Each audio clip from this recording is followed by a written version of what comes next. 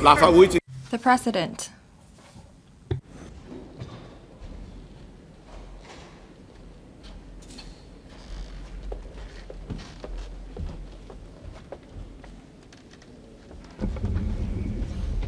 Questions. Question 1. Mr. Dennis LEUNG. President, currently according to the report on monitoring of solid waste in Hong Kong by the Environmental Protection Department, food waste accounted for 34% of domestic waste in 2022. There are views that the government should step up domestic food waste recycling in a step-by-step manner, having regard to the waste collection situation of various types of housing. In this connection, will the government inform this council? 1.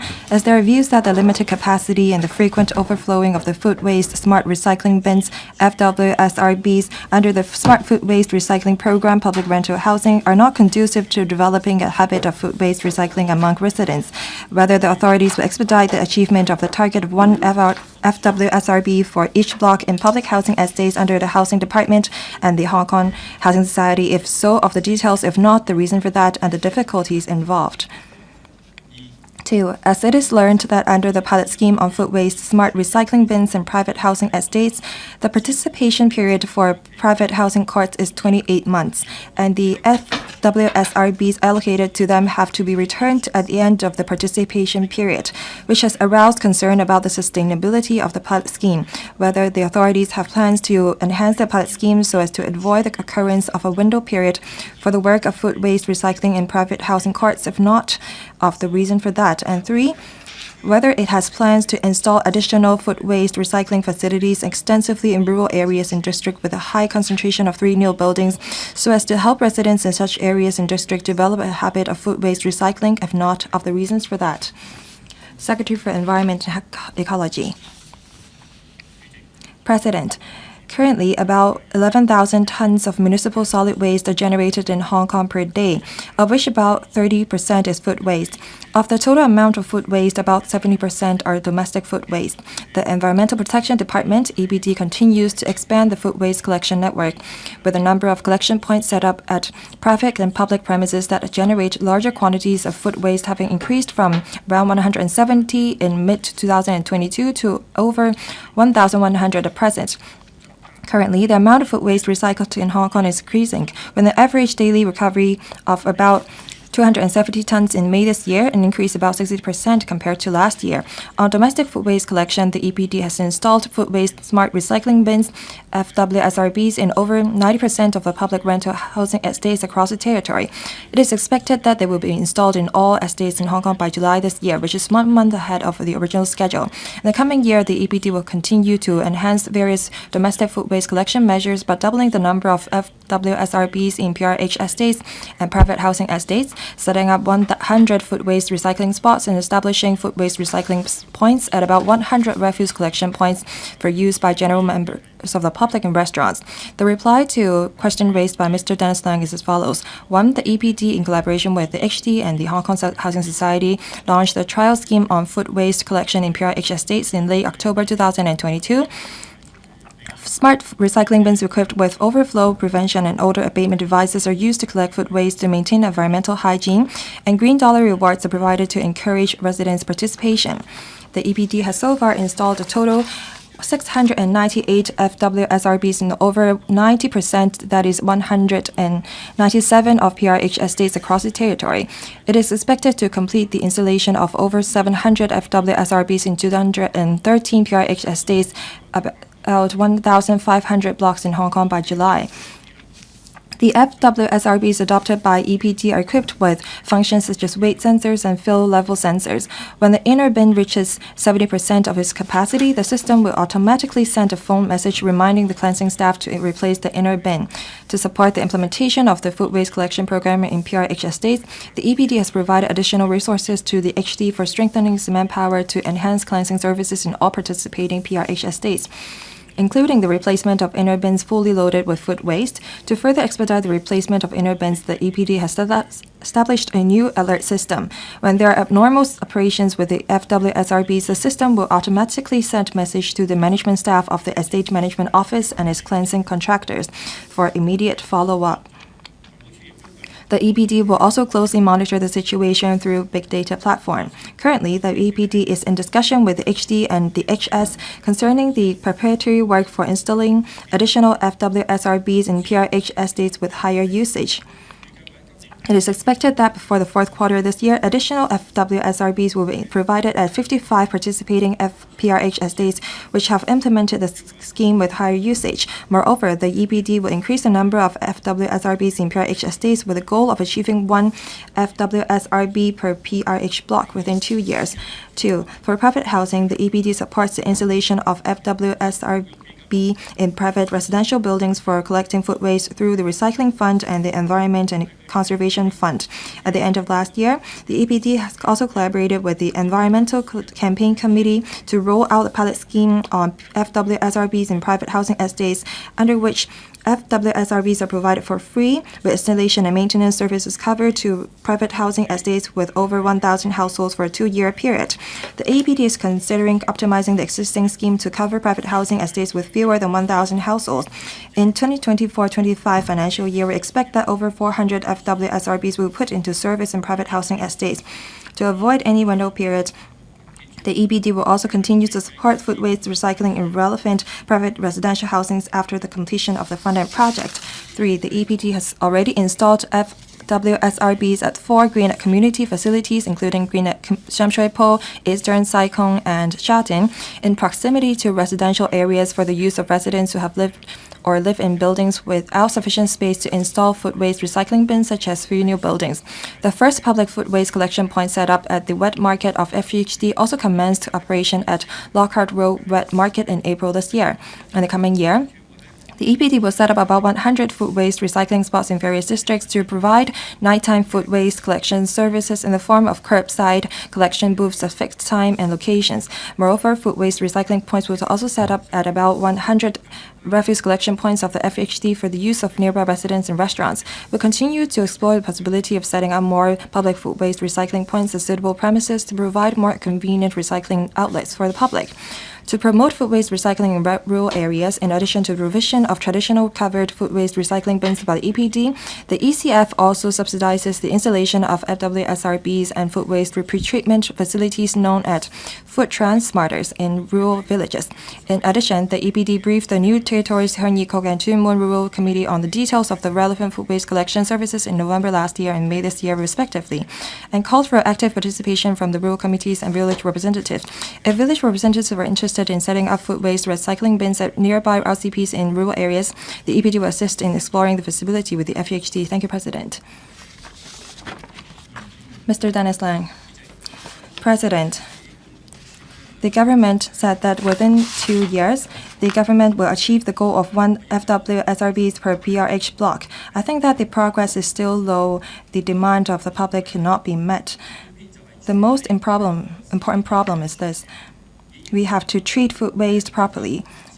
Old Park can only process 200 tons of food waste per day, and Old Park 2 can only process 300 tons of food waste per day. They can only process 500 tons together. If we have to treat all the food waste recycled, that is 300 tons per day, can the Secretary tell me when we can treat all 300 tons of food waste recycled and collected every day so that they will not be transported or delivered to landfills? Secretary, as mentioned by Mr. Dennis Leung, for Old Park 1, it can process 550 or 200 tons of food waste per day, and for Old Park 2 is in operation. It can process 300 tons of food waste per day. At Taipo and Shatin sewage treatment work, we are implementing a trial scheme on food waste and sewage sludge and aerobic digestion. So in total, we can process 600 food waste per day. Although we only process 300 tons of food waste per day, the Old Park 1 and Old Park 2 can process 600 tons per day. If we can make use of the remaining capacity to treat the food waste, actually in practice we can process 900 tons of food waste per day if we take into account the capacity of sewage treatment work. If we take into account a transmarter, the transmarter can actually convert the food waste into slurry, and the slurry will be transported to the sewage treatment work for recycling and conversion to energy. So we have a treatment capacity of 100 tons per day actually. We collect about 260 tons of food waste per day currently. Our treatment capacity will be enough for us to treat all the food waste to be collected in Hong Kong. In the newly built sewage treatment works, we will be converting the tanks to cater to these functions of waste, sewage, sludge, and aerobic co-digestion. So we are not worried about our overall capacity.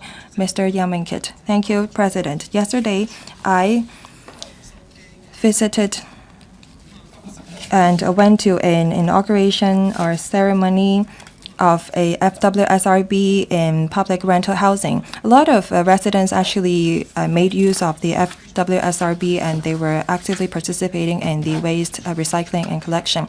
Some old residents told me that there were 11 blocks in the PRH estates containing 380 units, but there are only 3 FWSRBs in the estates, and they could only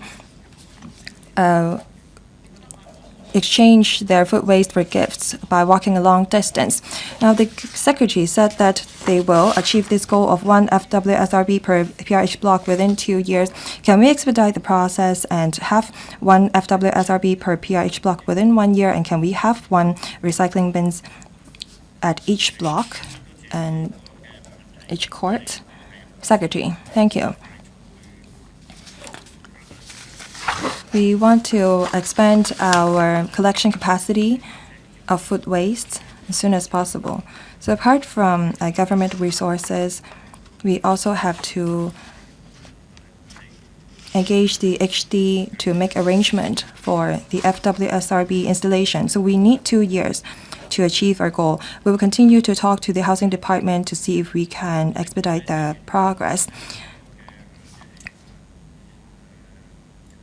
Now, the member also asked about the gift machine or the redemption machine. Well, they are very popular, but if we are to increase the number substantially in terms of costs, it is rather high. So we will be instead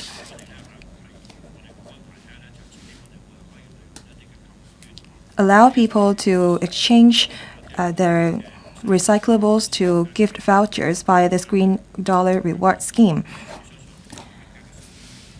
I think that this would be more popular among the members of the public, and that will save us cost on maintenance and installation of the redemption devices or machines, so that we can dedicate the resources on provision of consumption vouchers instead. So this is the direction that we will take, and I think that this is a more popular approach. We will need 2 years for us to achieve this 1 FWSRB per PRH block. But meanwhile, we will see which residential buildings have higher usage of FWSRB, and we will install more such bins at those PRH estates with higher usage. And we will also replace the inner bins of the recycling bins more often to enhance its capacity. Mr. Chan Siu-hong. President,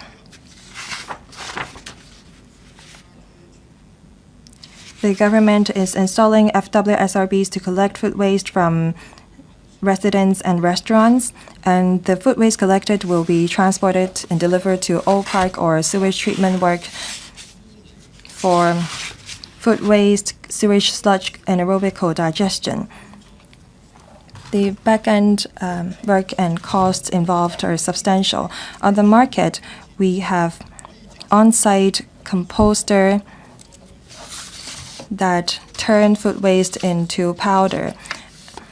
And some can even slash or cut the food waste into slurry and powder. And will the government make use of such composters or food waste treatment devices? Secretary, thank you. Recently, we see on the market that there are some on-site composter for food waste. They're of different sizes. Some are for domestic use, some are for commercial use. And there are also local companies that are developing on-site food waste composters as well that make use of gas. Currently, we're reaching out to different suppliers to learn more about their technology and arrange for trials. We need to look at the effect of the composters, and also we have to look at the byproducts and if they can be used. We want to also compare the on-site food waste composter with the delivery of food waste to sewage treatment works. If there is advantage to the on-site food waste composter, we will see if we will procure them. We're currently studying on that. Mr. Tony Che.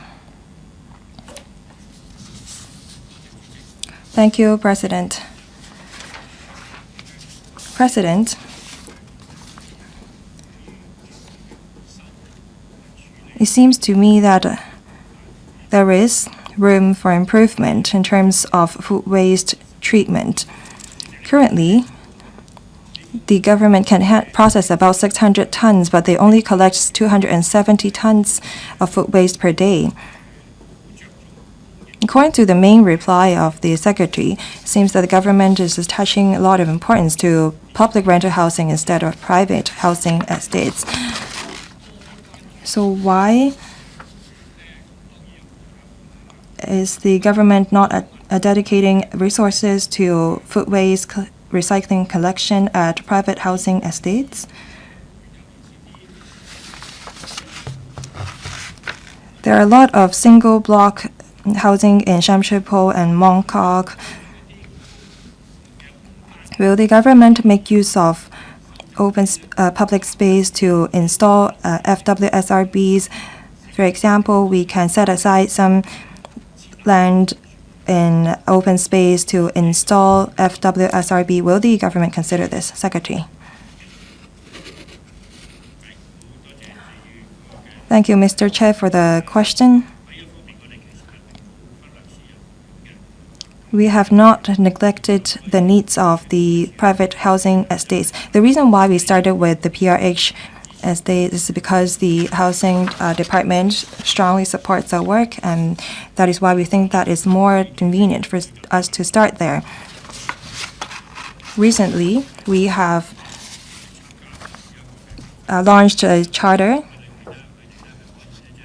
to invite private housing estates to participate in food waste collection.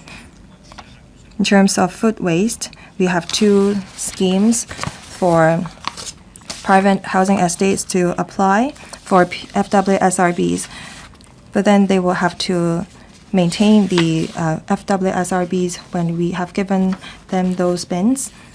We want to encourage more private housing estates to participate in food waste collection, and we have not ignored them. For 3 new buildings, I've mentioned in my opening remarks very briefly that we know that there is not sufficient space in 3 new buildings to place FWSRBs. So at Greennet Community, we have installed 100 food waste recycling spots in various districts to help residents collect food waste. Mr. Chair asked if there is space near the residential buildings to install FWSRBs. We have actually set up 100 food waste collection spots and FWSRBs in various districts. We will also see if there is space in wet market managed by FVHD to set up food waste collection points. Apart from that, we will see if there is other open space and public places for us to install FWSRBs, but we have to see if the locations are suitable before we install such bins. All in all, we want to try to help residents in 3 new buildings, public rental housing and private housing estates to recycle and separate their food waste. Dr. Low Wai Kwok. Thank you, President. There are 5 types of domestic waste: food waste, glass, plastics, and so on and so forth. If we are to implement the municipal solid waste charging scheme, we don't even have to purchase one designated green bags. In terms of domestic food waste, of course, we want to install more FWSRBs as possible so that residents can take their food waste downstairs and have their food waste recycled. I think that we have to have the same network for other recyclables. Say we have enough FWSRBs. Different FWSRBs have different capacity. Ultimately, we may have to convert food waste into energy. Do we have facilities for that? For the other 4 types of domestic recyclables, we need the same network. Secretary.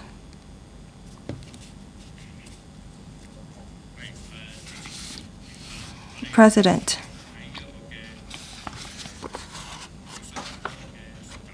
In terms of collection of recyclables, currently our recycling rate is at some 32%. For the 4 types of recyclables that you mentioned, apart from food waste, we have some downstream recycling facilities for those. And we have looked at their recycling capacity. Even if the recyclables increase substantially, we think that the downstream recycling facilities will be able to absorb and handle that. Our major challenges with food waste, as mentioned,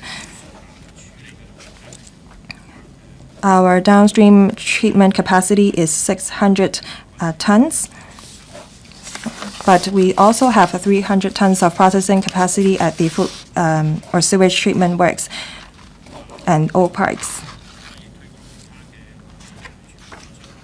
We want to also promote technologies such as transmatter, by that we will be able to increase our treatment capacity to about 1,000 tons. But then, of course, we have to look at how much food waste we collect each day. So we have to increase our food waste collection network and encourage residents and restaurants to separate their food waste at source for recycling. If we work on both of these directions, we think that we can increase the food waste recycling capacity. Question 2, Dr. Simon Lee. Thank you, President. It has been reported that some people are suspected to have falsified academic qualifications and have succeeded in enrolling in a tertiary institution in Hong Kong through intermediary agencies for overseas studies agencies.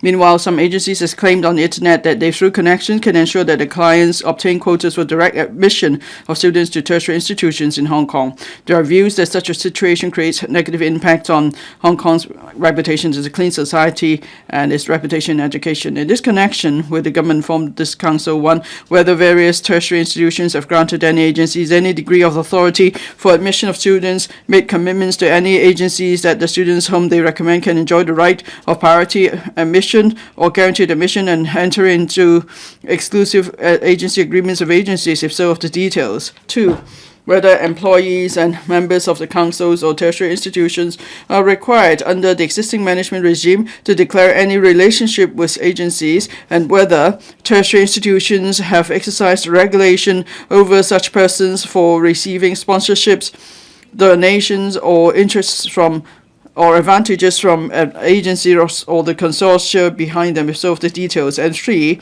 as it has been reported that some agencies have claimed that they obtain quotas for direct admission of students to tertiary institutions through making consistent financial donations to the institutions. Of the measures put in place by the authorities to cope with the situation where any persons or organizations are offered quotas for admission of students through such means. Secretary for Education. President, our higher education is internationally competitive, and Hong Kong is the only city across the globe with 5 universities in the world's top 100, achieving international excellence in terms of teaching and research. According to World University Rankings published last week, the University of Hong Kong ranked among the world's top is ranked among the world's top 20 for the first time, securing the 17th position globally. The rankings of other universities have also risen, claiming spots between the 30th and the 62nd. The high-quality programs offered by local institutions are all along very popular among both mainland and overseas students. According to the information provided by the University Grants Committee, UGC, as far as the 2023-24 academic year is concerned, the 8 UGC-funded universities have admitted over 38,000 non-local students.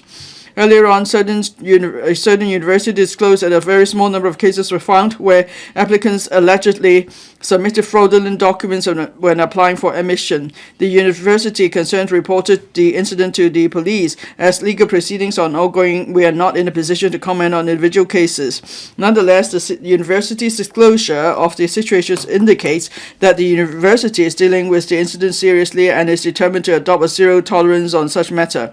Whether it's out of misguided confidence or belief in false publicity, anyone engaging in dishonest act will have to bear consequences. In serious cases, they will be expelled from the university and even have to face criminal prosecution.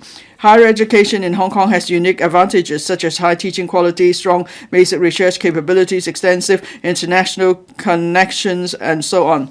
Now, in the face of intense competition, Hong Kong has all along, universities have put in place a fair and impartial system for admission. Universities in Hong Kong have to be well prepared for developing Hong Kong into an international education hub, tertiary education hub. Now here, I must state that universities need to make sure their admission procedures are fair and impartial. The universities have a clear internal guidelines. The relevant academic schools, units, and graduate schools are the gatekeeper. They have stringent vetting. Verification is made through various channels, such as direct communication with the awarding institutions, examination boards, or official platforms concerned. Students may be required to provide originals or certified copies for checking when registering with the universities as and when necessary. At the same time, in the light of the ever-changing circumstances, universities will continually to improve the arrangements to maintain their academic reputation. Second, universities have zero tolerance towards dishonest or improper applications. They will make decisive disciplinary actions upon the discovery of such violations, including rescission of admission offers or expulsion, and referral of such cases to the relevant law enforcement agencies for follow-up action as appropriate. We solemnly remind all applicants not to break the law or undermine the fair and impartial system, as the consequences will be severe. In response to the question raised by Dr. Hoey Simon LEE, my reply is mainly as follows. 1. The 8 UGC-funded universities have made it clear that they have neither granted any intermediary agencies for overseas studies any degree of authority for admission, nor pledged to guarantee the admission of applicants recommended by these agencies. There is certainly not a mechanism of internal recommendation for guaranteed admission of applicants. The universities are paying closer attention to the unscrupulous intermediary agencies on the market or on the internet on their untrue claims of guaranteed admission and their abetting or other illegal activities. The universities actively make clarifications on their websites, social media, and application forms. They remind applicants that all application materials must be accurate. Unlawful conduct will not be tolerated. 2. The universities have in place a rigorous regime for declarations of interest, under which members of the councils and staff are required to declare any potential pecuniary interest. 3. Under the admission mechanism of the 8 UGC-funded universities, the principles of merit-based selection, fairness, and impartiality are upheld.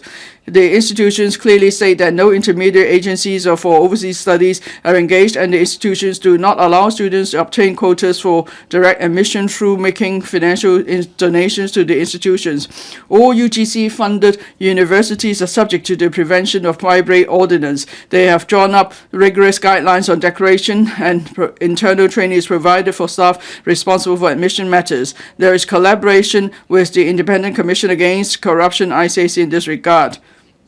The ICAC is invited to take part in reviews or provide advice on the admission procedures and in the formulation of the internal guidelines and so on to ensure fairness and impartiality of the admissions mechanism. President, I would like to thank Dr. Simon Lee again for raising this question so that we can clarify the false information and remind everyone to be wary of the scrupulous agencies. If applicants have any doubts, they should seek verification with the universities directly. At the same time, also take this opportunity to reiterate that government universities and society have zero tolerance against the use of fraudulent academic qualifications for admission. We share the determination to safeguard the integrity of Hong Kong and the good reputation of our higher education. Thank you. Dr. Simon Hoey Lee. Now, that means if any intermediary agencies claim that they can ensure guaranteed admission, that is false information. Also, there could even be illegal acts involved. But then when you visit any social media platforms, you know that there are plenty of such advertisements. And then the fees for that intermediaries charge could be as much as $800,000. And then all such publicity has been going on for a long time. So, in the reply, the Secretary reiterates that there is a strict mechanism for UGC-funded universities. What about private universities? If there is discovery of any use of fraudulent academic qualifications, and then students are admitted and then they eventually graduate, how will you handle these cases? Will the degrees awarded be withdrawn? Secretary.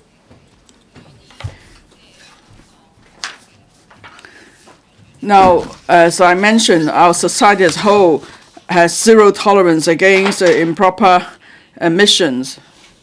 If an improper admission case is confirmed, and resolute actions will be taken. For example, rescinding admission, expulsion, or if someone has already obtained qualifications based on fraudulent academic qualifications, the awarded degree could be withdrawn. So for both UGC-funded universities and private universities, the admissions principle remains the same because we are a clean and honest society, and all institutions must comply with the Prevention of Bribery Ordinance. And for self-funded institutions, the relevant Council for Academic Qualifications will review their admission procedures from time to time, and they will remind universities if there are any shortcomings in their systems. Ms. Maggie Chen. Now, does the Bureau work together with the police and other agencies to ensure there is proper admission procedures for tertiary institutions? Because we don't want people who want to come to Hong Kong to study to fall victim to the unscrupulous intermediaries. How can we ensure that our admission system is fair and impartial? Secretary, as I mentioned in my reply, the Bureau works with relevant agencies, including ICAC and the police, to raise the awareness of all parties concerned about integrity and anti-corruption practices. Also, we try to remind students, all parties concerned, of the need to abide by the law. So we therefore work with relevant departments on these issues. Professor Priscilla Leung. Thank you, President.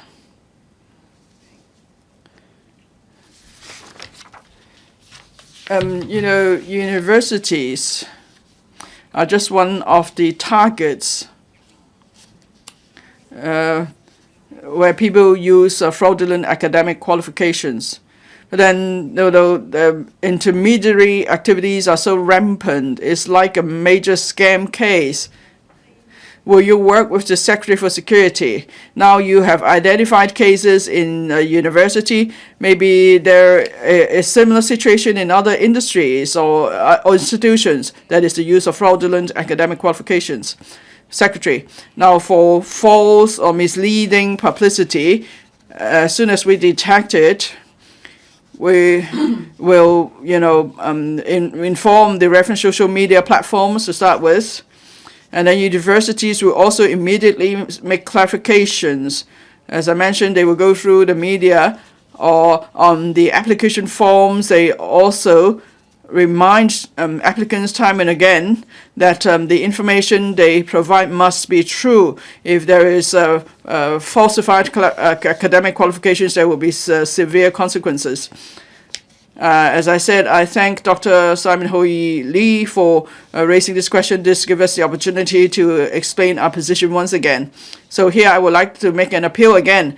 For all applicants, they have to be alert. They must not they must not believe in such a misleading publicity, where there will be severe consequences. Their admission may be rescinded, or they may be expelled if they've already been admitted. And if there is any breach of discipline, there could be other serious consequences too. Which part of your question's not been answered? Well, I asked whether you will crack down hard on the intermediary agencies working with the Secretary for Security. Secretary for Education. Yes, there is a reporting mechanism. The Education Bureau is not a law enforcement agency. Now, if it's cyber crime, I'm sure the relevant authorities will look into that. And we'll just we do make an appeal to universities. If they identify any cases, they must report them as soon as possible. Thank you. Mr. Chi Kwok Kang. Now, there's so-called guaranteed admission publicized by mainland intermediate agencies. They also help with the falsification of academic qualifications. Now, we're not talking about individual incidents. This is actually a well-known secret, and this is called boundary crime. So would you ask the relevant law enforcement agencies or units to crack down hard on these unscrupulous intermediate agencies across the boundary? Secretary, as I said, if there is a misleading advertisement found, then we will go through the relevant channels. We will report the cases to the relevant law enforcement agencies. We will complain to the social media platforms, and the relevant institutions must make clarification as soon as possible. They must seek legal advice on possible follow-up actions. Mr. Kenneth Leung. Thank you, President. Now, in the light of past incidents, would you ask tertiary institutions to step up on their vetting of academic qualifications, apart from seeking proof? Say, if their academic qualifications are from overseas, would you also check, say, their visa records or travel records, so as to step up vetting? Secretary. Our higher education is really popular. There are hundreds of thousands of students applying to our universities each year. UGC-funded universities have in place a well-defined mechanism in handling such admission applications. They will vet the relevant academic qualifications. There is a verification mechanism in place. So universities will go by their existing mechanisms in dealing with any falsified academic qualifications. They the reason why these cases is detected is because universities do check rigorously the relevant qualifications. In fact, they usually ask students to provide the originals or there must be an authoritative organization that verifies the information. Of course, they may also directly communicate with the awarding institutions, or they actually require the awarding institutions to submit the qualifications directly to universities. So there are various means already to verify the academic qualifications of applicants. Mr. Ma Fong Kwok. We have great respect for the academic autonomy and freedoms of universities. The Basic Law also guarantees such autonomy and freedoms of universities. Now, by autonomy, it doesn't mean that universities need not be regulated or supervised. Now, higher education, of course, is important to society as a whole. That's why the government attaches great importance to the operation of tertiary institutions. So on this basis, has the Education Bureau proactively approached the relevant tertiary institution about these intermediary cases? And have you required all 8 UGC-funded universities to follow up on similar cases? Secretary. As I've said, we have zero tolerance against falsification of academic qualifications, because integrity and honesty are the core values of Hong Kong. And each institution must also share these core values. When we identify cases of fraudulent academic qualifications, institutions will immediately take appropriate action, including referring the case to law enforcement agencies. And as the Education Bureau, now we formulate policies, we allocate resources. We also make sure that the operation of universities is fine, and in particular they have a fair and impartial admission procedure. So we work closely with universities. Mr. Chen Pui Leung. Thank you, President. Now we have seen,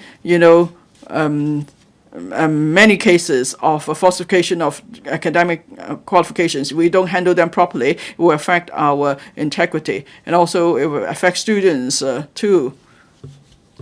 So I wonder if you have any measures to ensure the credibility of our academic qualifications. Secretary.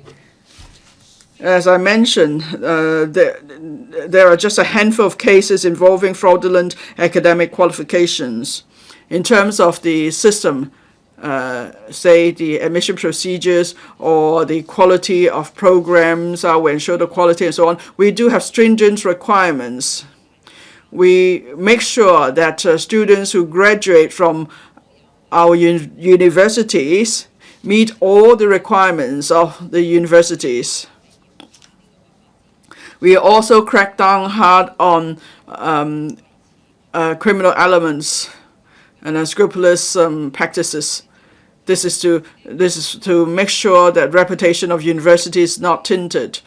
This is also a way to make sure that students are properly protected and their academic qualifications will not suffer as a result of such unscrupulous acts. Mr. Dennis LEUNG. Now, the mainland is cracking hard on corruption. They across the sector. Will the Hong Kong government adopt the same attitude? Now, for those involved, including those on the mainland overseas, there will be criminal prosecution or legal proceedings against them, because we need to make sure that there is confidence in us as an international education hub. Secretary.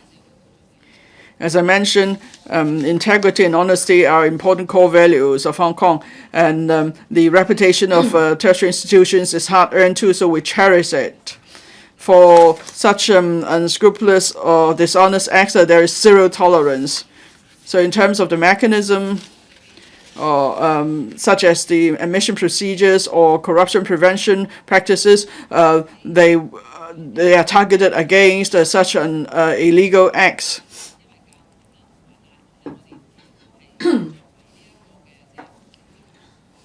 Now, universities and my bureau are not law enforcement agencies. When we detect such cases, we'll immediately report to the law enforcement agencies so that we could take those involved to task. Thank you.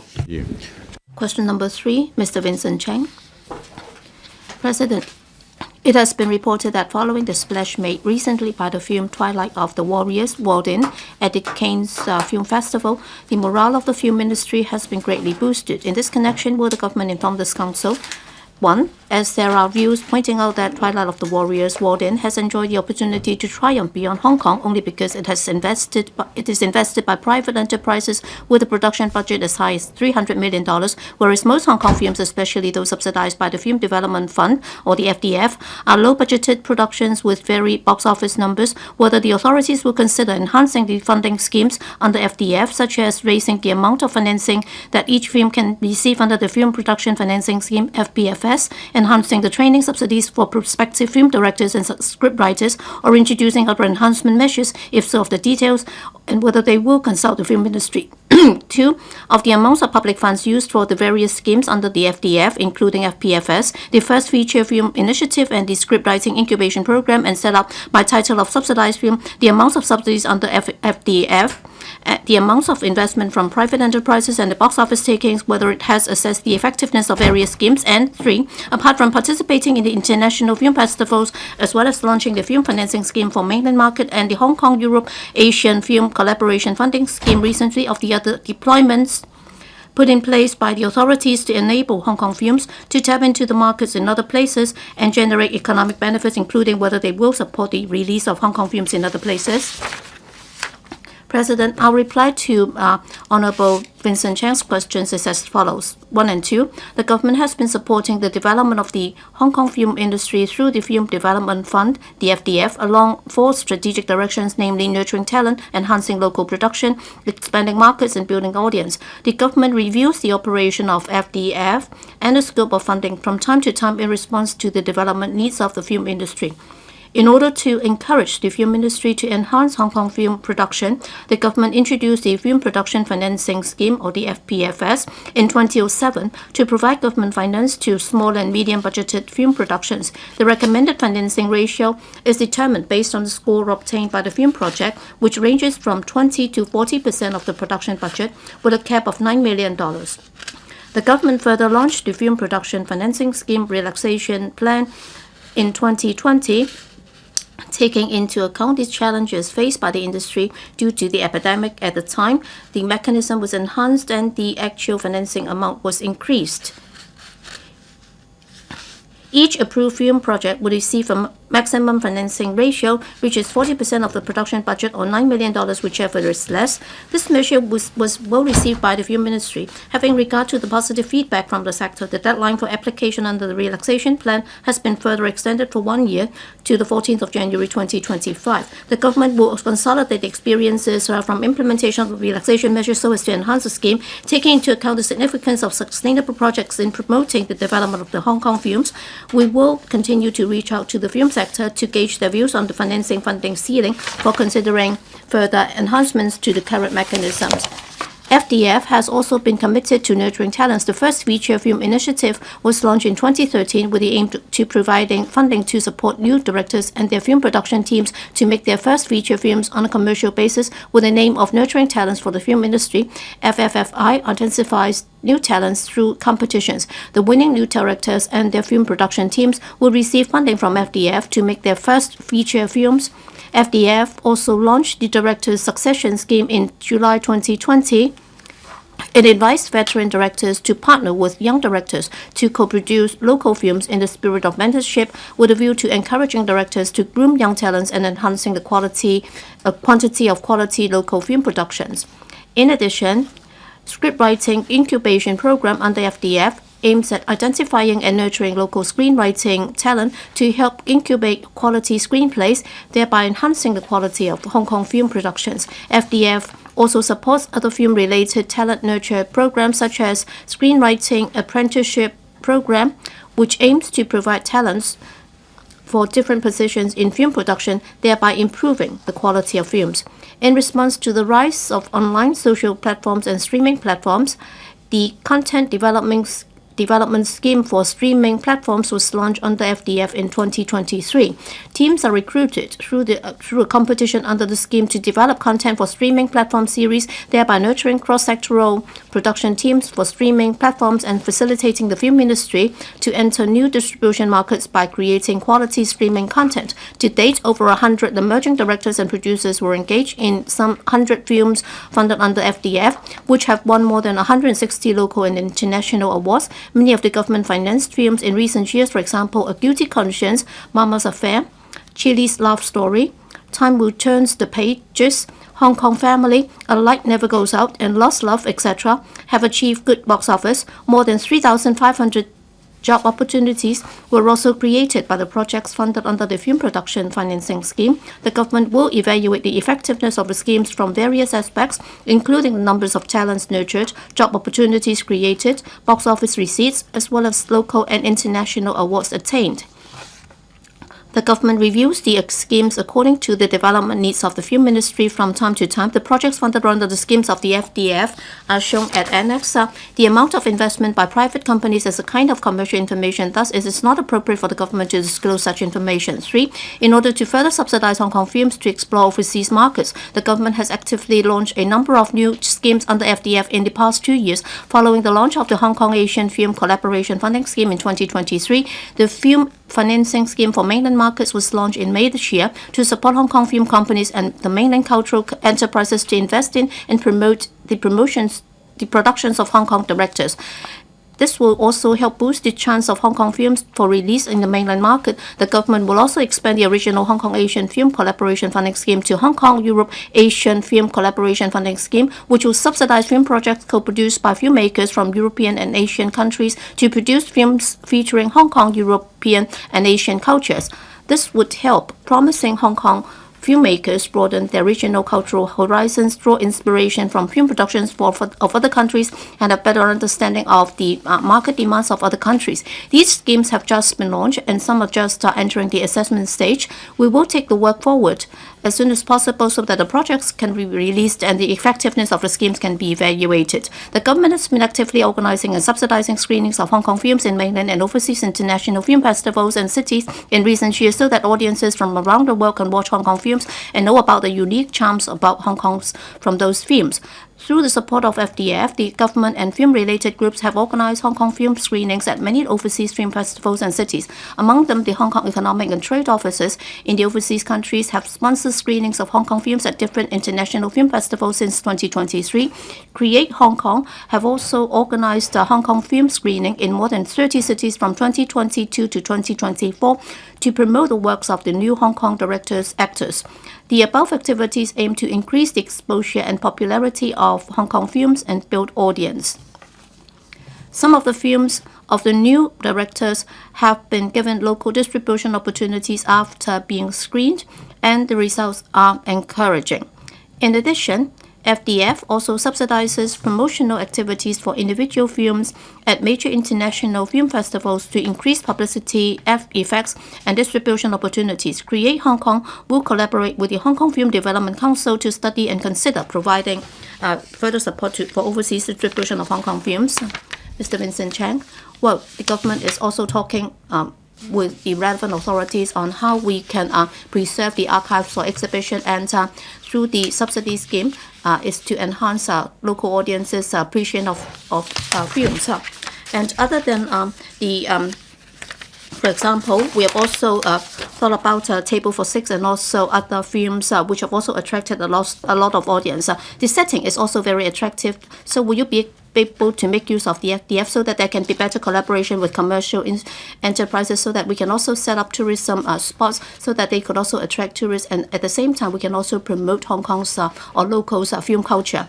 Thank you. Thank you for your question. The government is more than willing to work with the sector to consider what kind of options can be adopted in order to promote the development of the film industry, and at the same time we can also further promote our tourism industry. If there are enterprises or groups that are interested in such ideas, they can always approach the government for discussion. We will try to coordinate actively in order to promote the projects. Indeed, in our work, we have also added in some elements of promoting the film industry. For example, we have lately introduced the city walks, and also we have also used film settings. And there are also clips of films being played in order to promote the development of the film industry. Thank you.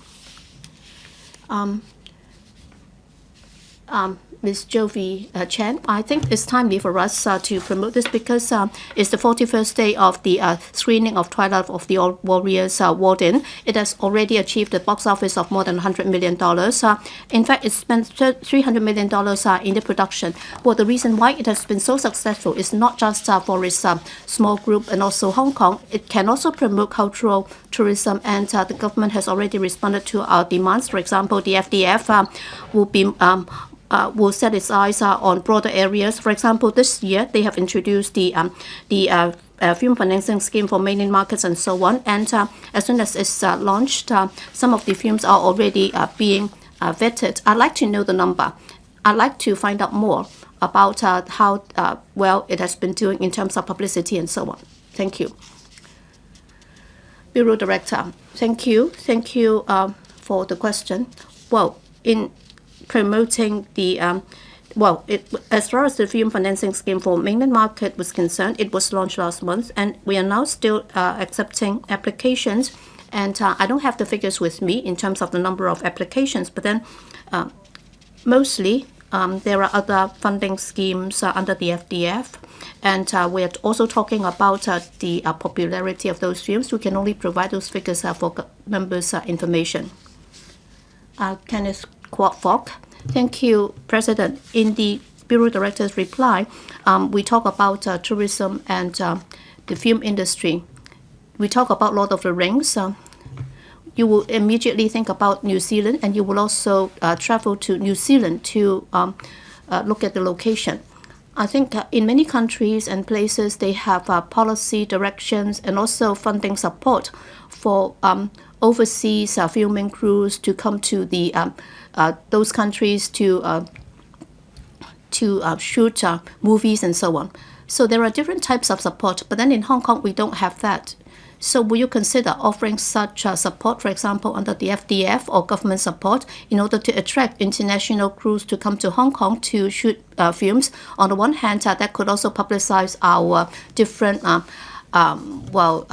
sceneries. For example, in 2008, a batsman came to Hong Kong, and he jumped from a very tall building. And Hong Kong groups can also support such international crews in coming to Hong Kong to shoot movies. So will that be considered? Bureau Director, thank you. We will consider how we can attract more overseas film crews to come to Hong Kong to do their productions, including providing one-stop coordination service and also other concessionary measures. So those will be considered. We do, when such packages are rolled out, we will announce in a timely manner. Dr. Wendy Hong, well, in the reply, when you talk about funding schemes and financing schemes, you're using government measures. In fact, as an international financial center, we should make use of market capital in order to promote the development of the creative industry. Well, for the cultural creative industry, we have not been able to tap into the resources of the market in order to get greater support. So my suggestion for the government is whether or not you should talk to our financial institutions so that we can also tap into the opportunities of developing our high-tech industry, and we can also make use of financial technologies and so on in order to set up seed funds and also angel funds and also securities or equity investment, so that we can use these means to promote the development of the cultural creative industry, and also we can also financialize such sectors. Thank you, Dr. Hong, for your question. Yes, we can consider those directions. Indeed, as Dr. Hong said, we cannot rely solely on government's resources because they are limited.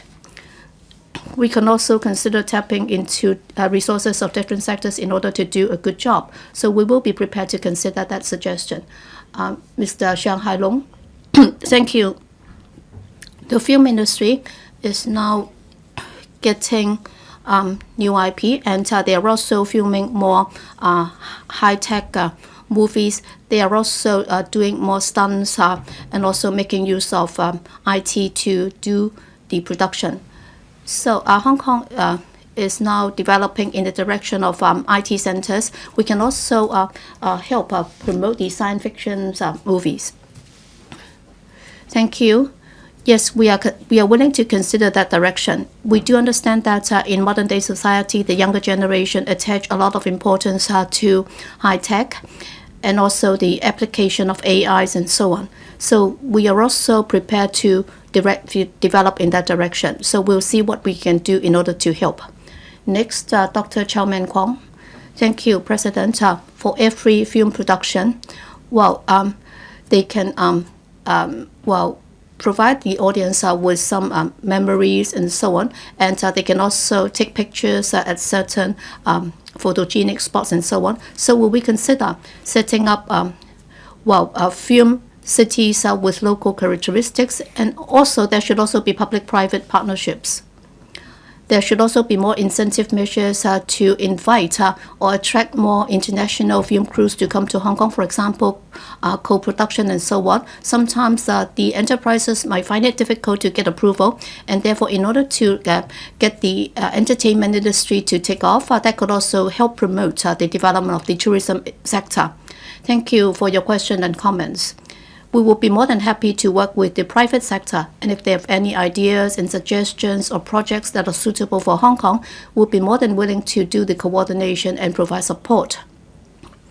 As to assisting overseas film crews to do location shooting in Hong Kong, we have said that we've been more than happy to provide them with convenience and also concessions and so on. For the details, after consideration, we'll be making timely announcement. Mr. Yim Kong, thank you. The FDF is now operating under the mode of providing assistance to local productions. In the long run, can we, for those in the public gallery, please don't take pictures, please be seated. Mr. Yim Kong, please continue.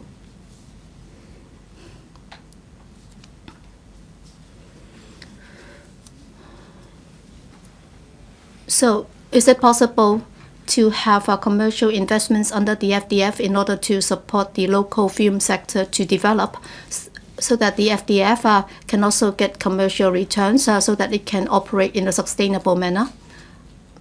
Secretary, thank you for the question. In fact, under the present FDF, some of the films are commercial in nature, and therefore if the box office is good, then they will have to share the profits with the government. As to whether or not it's appropriate to introduce private participation in this scheme, well, that might be a bit more complicated. We will have to go back and consider very carefully. But then the whole purpose of the FDF is to make use of government resources in order to promote film production in Hong Kong. And with government's investment, they would also find it easier to get external support for the film production. Mr. Johnny Ng. Well, the government has been supporting local film production, and I appreciate the script incubation scheme. And only $8 million has been spent, and the effect is yet to see. Well, the most important thing for the film production is the script, and therefore, can we have some local and international experts so that they can work together to come up with very good scripts for the films? Thank you for the questions. We are more than happy to consider how we can enhance this scheme further, and therefore from time to time we discuss with the sector to see how the script writing incubation program can be further enhanced. We will be prepared to take on board their suggestions in order to make adjustments to the program. Next, Paul Chair. Thank you, President. Well, the theme mentioned the films, and of course for Twilight of the Warriors Warden, we know that the box office is very good. But then if you look at the box office on the mainland, well, we're talking about some $300 million production, and they've only been able to achieve a box office of about $100 million. So it's just 0.3. But then if you're talking about good scripts, for example, we have the Time Still Turn the Pages, directed by Nick Chuck. The box office was very good, or the review was very good. So we've got, for example, for the sparring partner, for every dollar invested, they managed to get about 17.5 in return. And for the other film productions, they've also got this 1 to 13.7. That's for the Guilty Conscience. So the Bureau Director has not responded to the point about script support. So can you do a bit more on that? Thank you for the question. In fact, we do attach a lot of importance to the quality of the script, and therefore, as I said, we've introduced the script writing incubation program under FDF, and so far the result has room for further improvement. We will see how we can further improve it in order to make sure that more successful scripts can be created. Question for Ms. Carmen Kan. Thank you, President. I declare interest. The financial institution that I serve provides service to CIES applicants. On the 19th of December last year, the government announced the details of the new Capital Investment Entrant Scheme, or CIES. In this connection, will the government inform this council, 1, given that under the requirements of the new CIES, each eligible applicant must invest at least $30 million in permissible investment assets, of which $3 million must be invested in the CIES investment portfolio set up and managed by the Hong Kong Investment Corporation Limited, or HKIC. How HKIC selects investment targets for the portfolio, and whether the HKIC will match the funds it manages with the portfolio for investments in the portfolio. 2. Of the number of inquiries received and the respective numbers of applications received and approved by the authorities since the launch of the new CIES in March this year, together with a breakdown by the applicant's place of domicile, the average time taken to vet and approve such applications, and 3, as there are views pointing out that the new CIES requires the cooperation of stakeholders, such as financial institutions, of the progress made by the authorities in interfacing with various stakeholders and the work that has been done in terms of international promotion, publicity and explanation, and sets out the relevant information in the table. Secretary for Financial Services and the Treasury. President, in consultation with Invest Hong Kong, the Immigration Department, and the Hong Kong Investment Corporation Limited, or HKIC, the consolidated reply to the various parts of the question is as follows. 1. The new CIES has been launched for application from the 1st of March this year, with the aim to further enrich the talent pool and attract new capital to Hong Kong. Eligible applicants must invest a minimum of $30 million in the permissible investment assets, including investing a minimum of $27 million in the permissible financial assets, non-residential real estate, subject to a cap of $10 million, and placing $3 million into a new capital investment entrant scheme investment portfolio.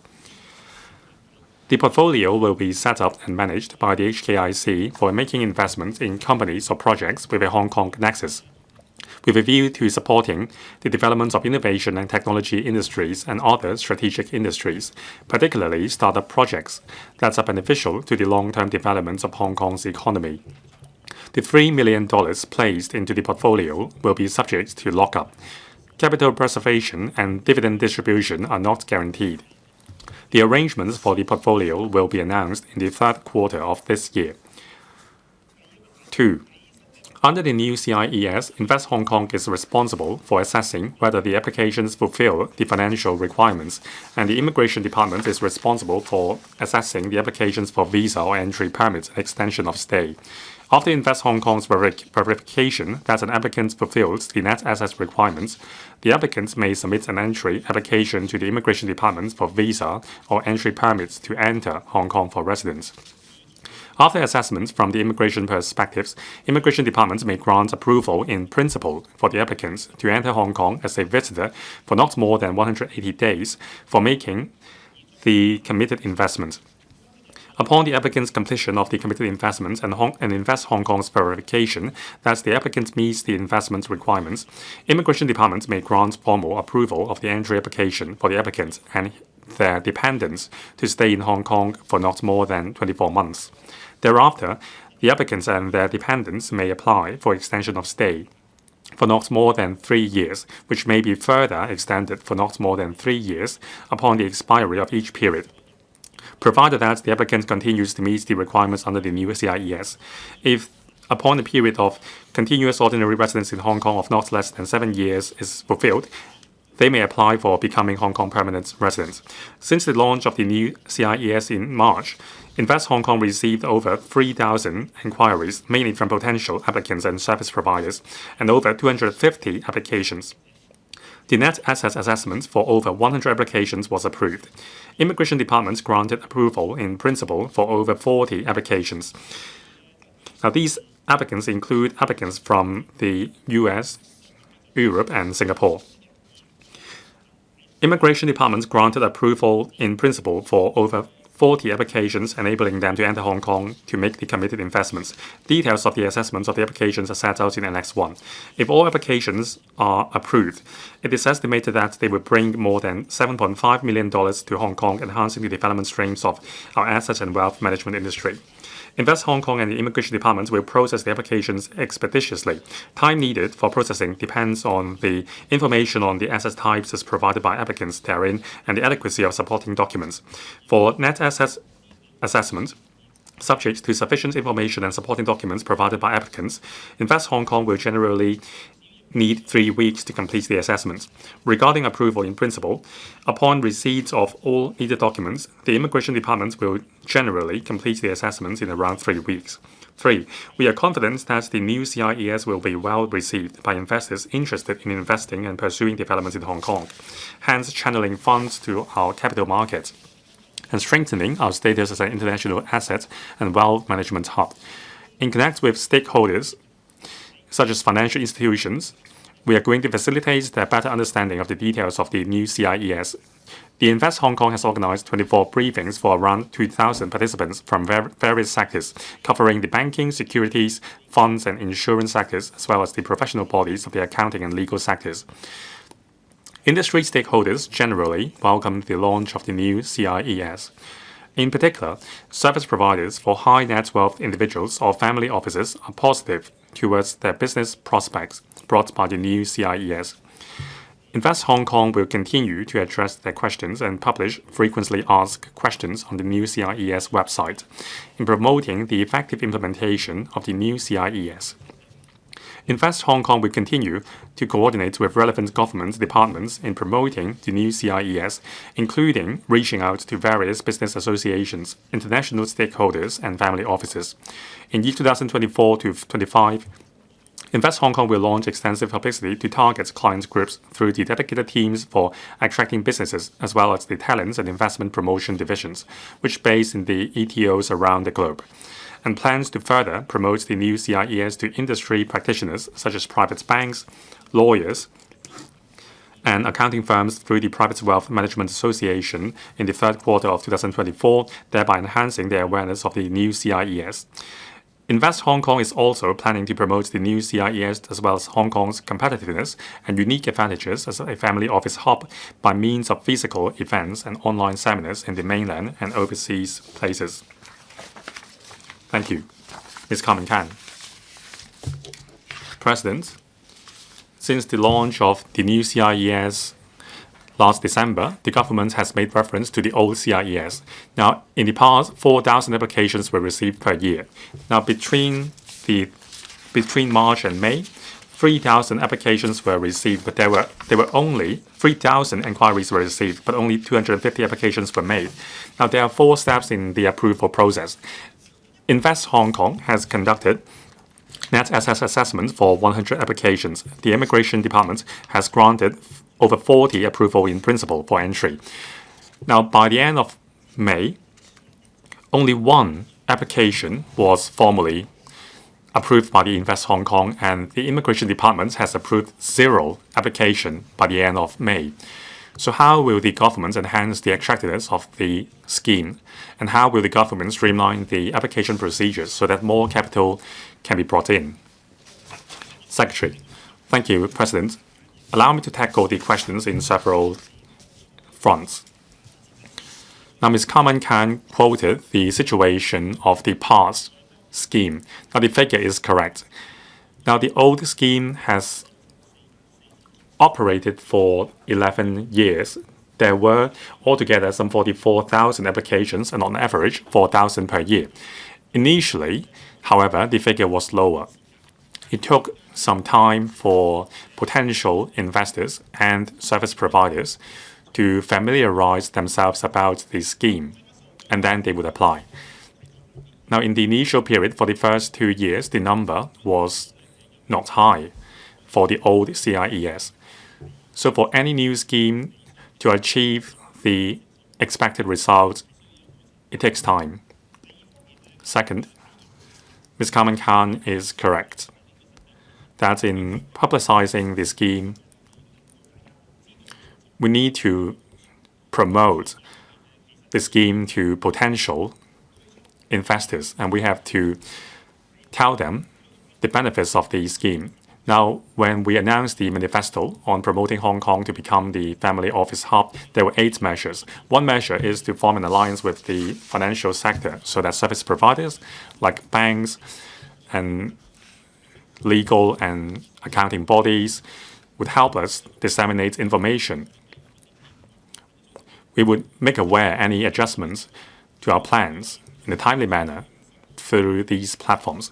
Now, the Invest Hong Kong has conducted a large number of seminars, and also we are making use of the alliance to disseminate information more expeditiously to the sector so that the market will learn about the changes promptly. Thirdly, despite the recent launch of this scheme, there have been a lot of inquiries and experience were gained. Now, in our publicity efforts, we are taking an innovative approach. Now, when we identify common elements among the inquiries or applications, we would consolidate these observations and share our thoughts with the market through our platforms. Now, by disseminating the information in a rolling manner, more and more applicants will apply for this scheme. Generally speaking, we need more time to see the scheme to come to fruition. Meanwhile, we will continue to harness the sector to disseminate information in a rolling manner so that accurate information can be shared with the trade in a timely manner. Then the service providers can provide better help to the clients. Mr. Robert Lee, President, the new CIES can, in principle, bring in a lot of capital and talent for Hong Kong. Now, based on my communication with the trade, some applicants have encountered various issues or challenges during the application process. So how can the government make the scheme more flexible? For example, there is a requirement where for 2 years prior to the application, the applicants must have $30 million in assets. So can we extend can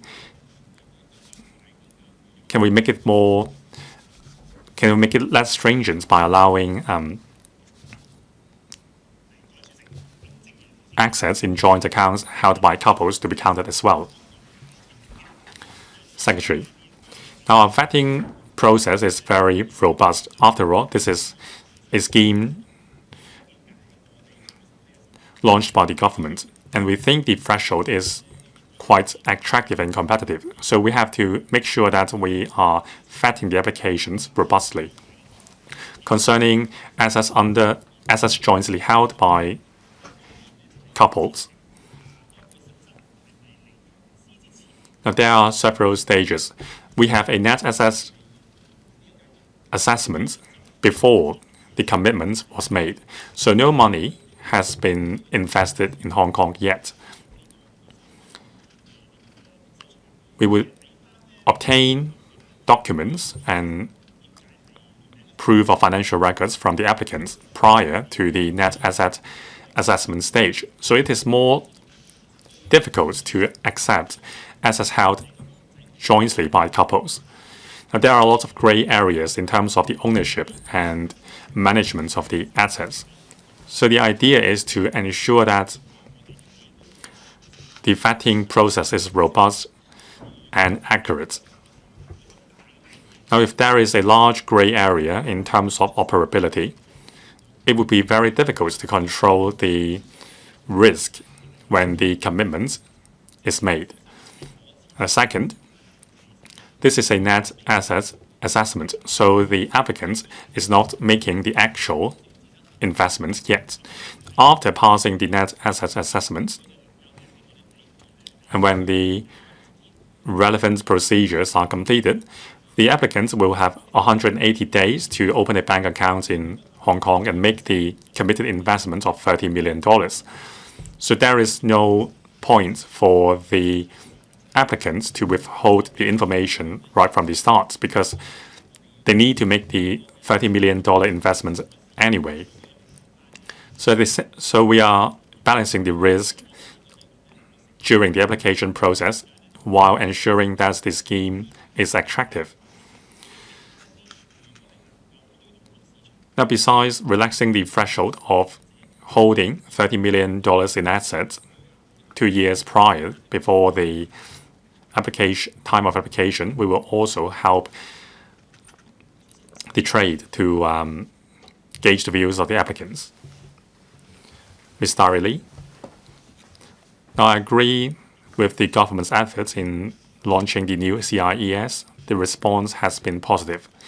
According to my communication with the trade, the application process is expeditious. Now, many mainland investors are interested in the new CIES, so it is only natural we focus our efforts on publicity in the mainland. But the ASEAN market is huge. We should extend our reach to ASEAN countries as well. On the other hand, we are pursuing development of family offices in Hong Kong.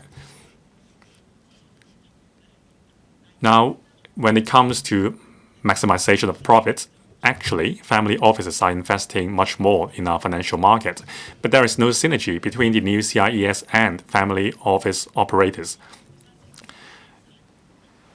If an investor has established a family office in Hong Kong, and at the same time they would like to become investment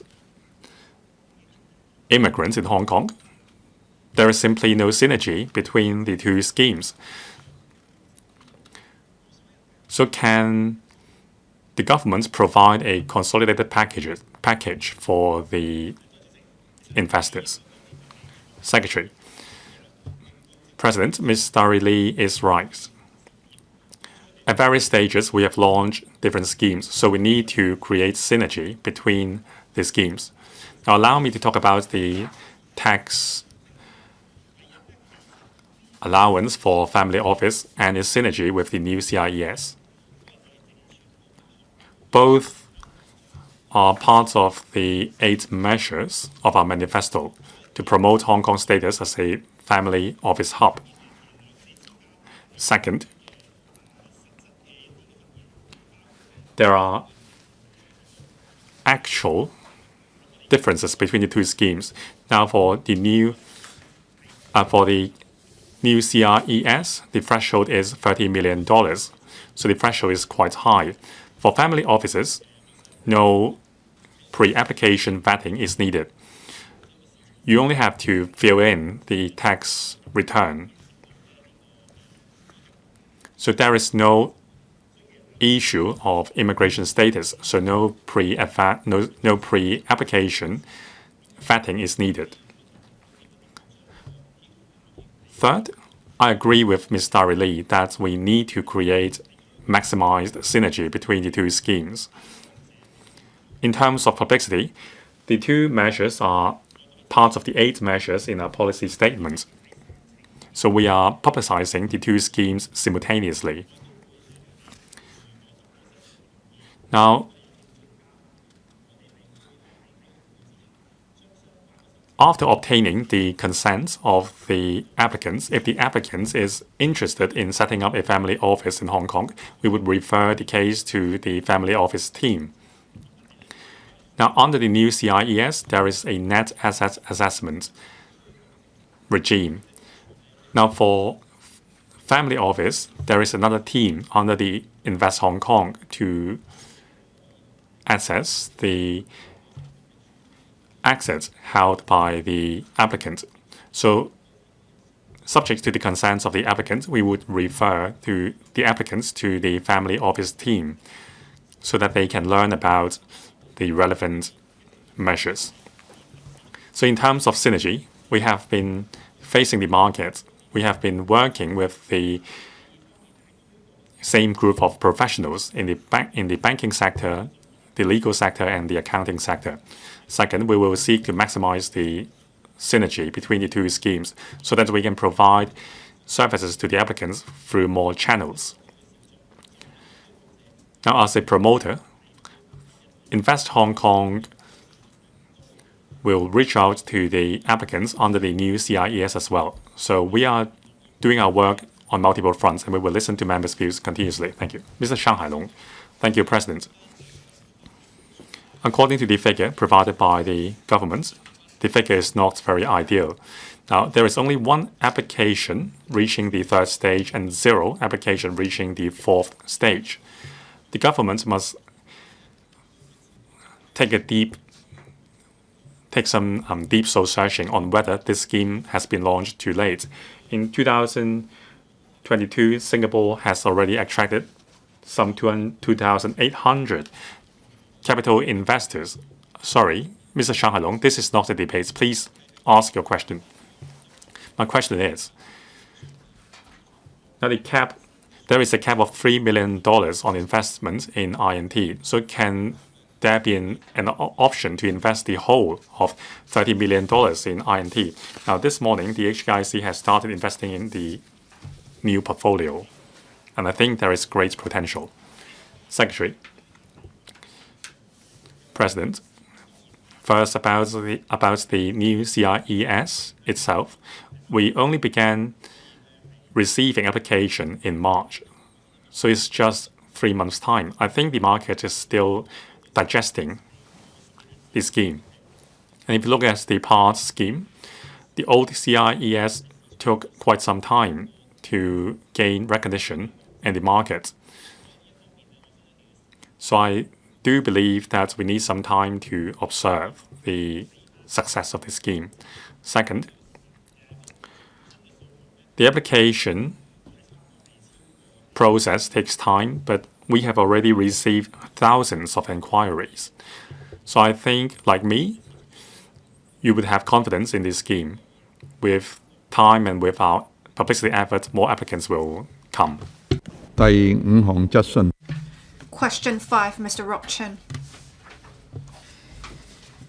The chief executive has reportedly pointed out the need to brainstorm how to attract local spending by members of the public. However, there are views pointing out that statutory and policy restrictions have rendered it difficult for pet owners to go out for consumption with pets.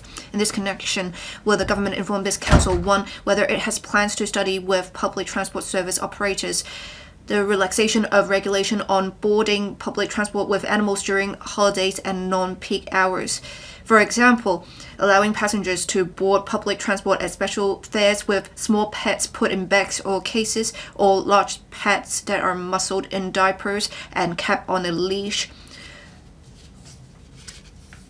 or designated some routes or train compartments exclusively for use by people with pets, as well as imposing fines or other penalties on those in violation of the regulation. If so, of the details and timetable, if not, the reasons for that. 2. Given that under the food business regulation, no person shall bring any dog onto food premises whether the authorities will amend the legislation to allow restaurant operators to decide on their own whether indoor pet areas should be set up, and formulate the relevant hygiene and management standards, such as requiring that pets should be kept on a leash and stay away from food preparation areas. And 3, given that the government is promoting a mega event economy, whether the authorities have plans to incorporate pet-related elements and pet-friendly measures into the festive events, celebrations, shows, carnivals, etc., under planning to enable pet owners to participate with pets so as to promote local spending. If so, of the details. If not, the reasons for that. Secretary for Environment and Ecology. President, as pet keeping has become increasingly common in Hong Kong, there has been more attention in society to carrying pets when using public transport services and participating in public activities. Regarding whether members of the public can go out for consumption with pets or participate in events, the government or relevant organizations generally need to take into account various factors, including the nature of individual facilities, whether ancillary facilities are in place, the degree of social acceptance, etc. For instance, the LCSD Leisure and Cultural Services Department has actively responded to requests for opening up individual parks to members of the public for use with their pets in recent years, and has been liaising with district councils from time to time to identify suitable locations as pet gardens. Regarding cultural venues, members of the public are generally not allowed to bring dogs into the venues of civic centers, museums, and libraries under the LCSD, except for the visually impaired bringing guide dogs along into the venue facilities. The LCSD will balance the views of different stakeholders and users of venues and facilities and review the relevant arrangements from time to time. Having consulted the Transport and Logistics Bureau and the Culture, Sports and Tourism Bureau, my reply to the question of Mr. Rock CHEN is as follows. 1. Currently, operators of some of the public transport services, including ferries, public light buses, non-franchise buses, and taxis, may decide at their discretion whether to allow passengers to board with pets. Take ferries as an example. Individual operators have set relevant terms and conditions for passengers to board with pets. These terms and conditions are generally set in consideration of the actual operating conditions of the operators and to minimize disruption to other passengers. For example, passengers must leash their pets or put them in a cage or bag. Passengers with pets must stay in designated cabin zone, etc. At present, there are 19 outlying island and in-harbour ferry routes that allow passengers to board with pets, accounting for over 80% of all regular ferry routes. As for public light buses and non-franchise buses, the operators may decide whether to allow passengers to board with pets having regard to the actual situation and individual hire service contracts. As regards the MTR and franchise buses, the carriage of animals by passengers into railway premises and on board is currently regulated by the relevant laws. With high daily patronage and limited compartment spaces, passengers are currently prohibited from boarding MTR trains and franchise buses with pets except for guide dogs accompanying the visually impaired.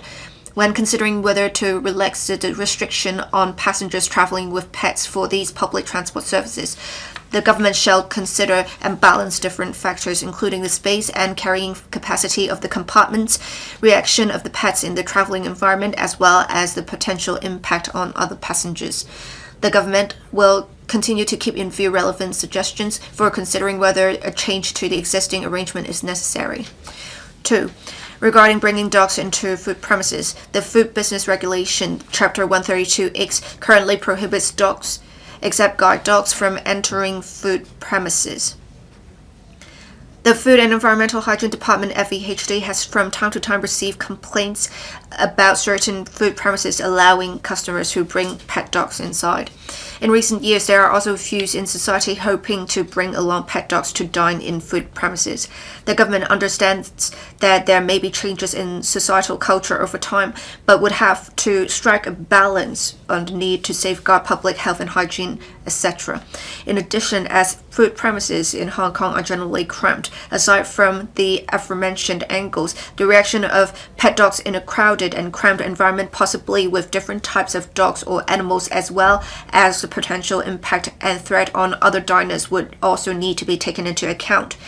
Hence, the EEB, together with the FEHD, will first conduct research on practices and experiences in other places, and will take note of the views of the public regarding bringing dogs into food premises, so as to consider the need to review current practice and legislation. 3. Hong Kong is Asia's events capital. Mega events in Hong Kong mean a lot to the city in various aspects, including generating passenger flow, more business opportunities, creating a positive atmosphere, bringing joy to the public, and bolstering Hong Kong's international image. In addition, different types of mega events can drive the multifaceted development of various industries in Hong Kong. Both the direct and indirect spending of the local public and tourists during their participation in such events will bring economic gains. Different events have their own nature and characteristics and cater for different target audiences. When organizing mega events, the organizers will consider different factors, including the condition and restrictions of the venue, the nature of the activity, public safety and hygiene, etc., to decide whether to allow the entry of pets. If there are mega events suitable for incorporating pet elements, it is believed that the organizers will actively consider to allow the entry of pets. Thank you, President. Mr. Rock CHEN. Thank you.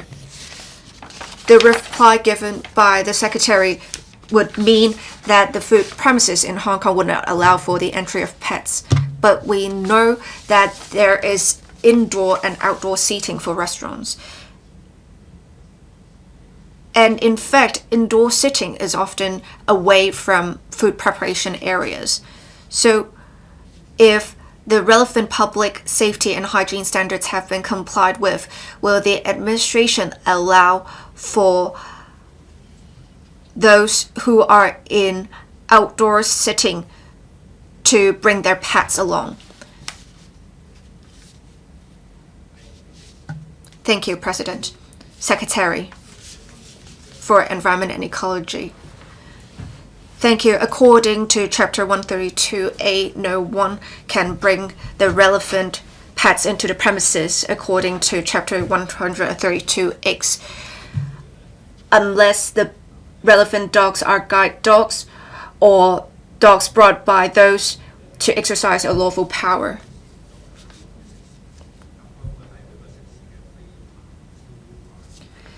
In the non-licensed portion of the premises, if restaurant operators put some seating or tables, such as some public areas for the malls or harborfront spaces, for example, and we have seen such arrangements being put in place to allow pet owners to bring pets with them to eat takeaway food. So it depends on whether it is a licensed portion of the food premises. We would have to take into account the actual circumstances. We have seen different jurisdictions have different practices, and we have seen differing public opinions as well. So we, as said in the reply, are considering to conduct a study on the practices to see if we need to make any legislative amendments. But I think right now we have an arrangement that can deal with the current issue. Mr. Paul Tse, thank you. With the legislative amendments for wild animals protections, those are very much due, but we are far behind in other aspects in relation to pet-friendly practices. If you do not allow people to bring in to food premises, you may quote that this is a hygiene concern, but guide dogs may also have diseases. Cats and birds may also carry diseases as well. You may say that Hong Kong is quite cramped, but from the FEHD's 2023 report, there are 50 premises in Central that would allow for that, and in the outlying islands, there are 12 of them that would allow for that. So I want the administration to provide a concrete timetable on when a study is to be conducted and when reforms will be made. Thank you.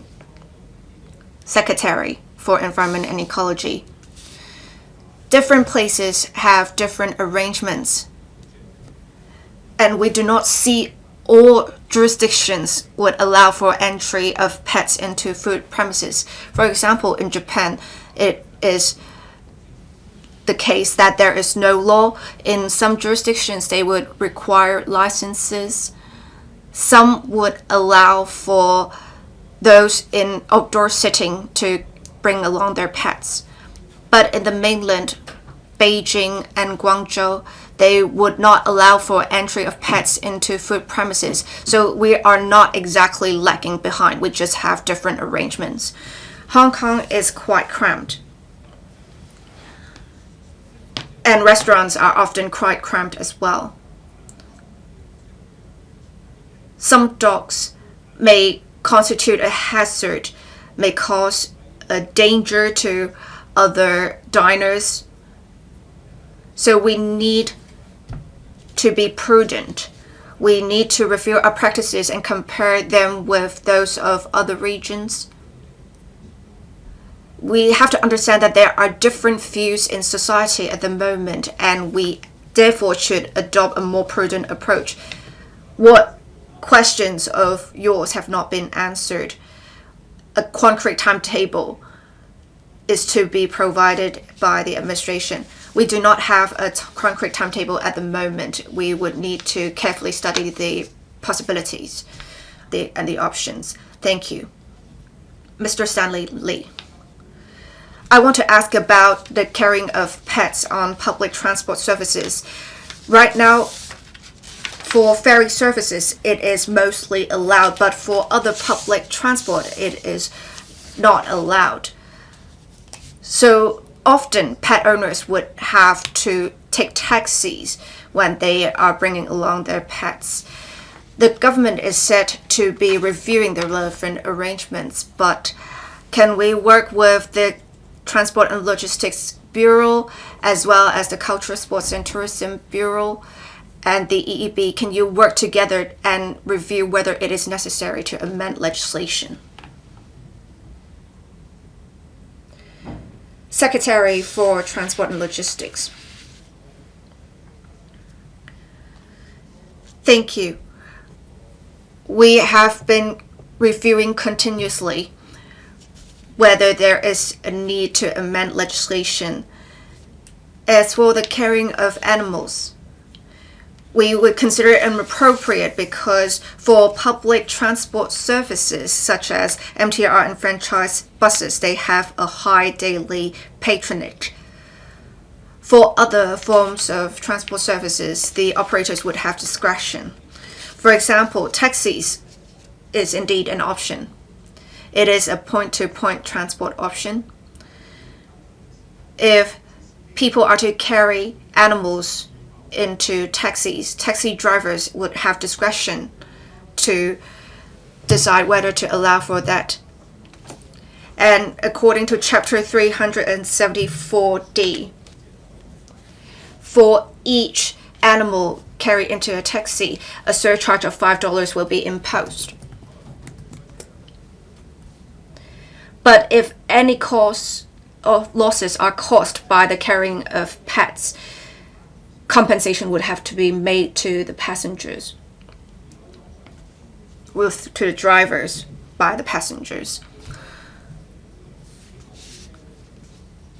We also have to consider whether damage would be caused to vehicles. Well, the Secretary is just going around in circles. I'm just asking whether they would conduct a review and see if any amendment in legislation is necessary. Secretary. Simply put, we have been conducting continuous reviews. If necessary, we will amend legislation, but right now we do not have a concrete timetable. The questions have been answered, Mr. Gary Zheng.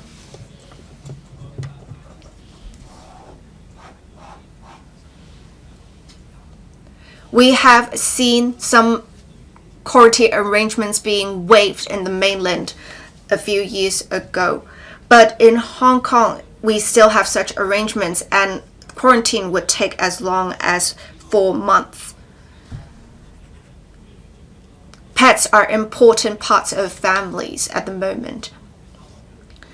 As we see more people flow across the boundary, would you allow for more flexible arrangements so that registered pets can undergo a shorter quarantine period?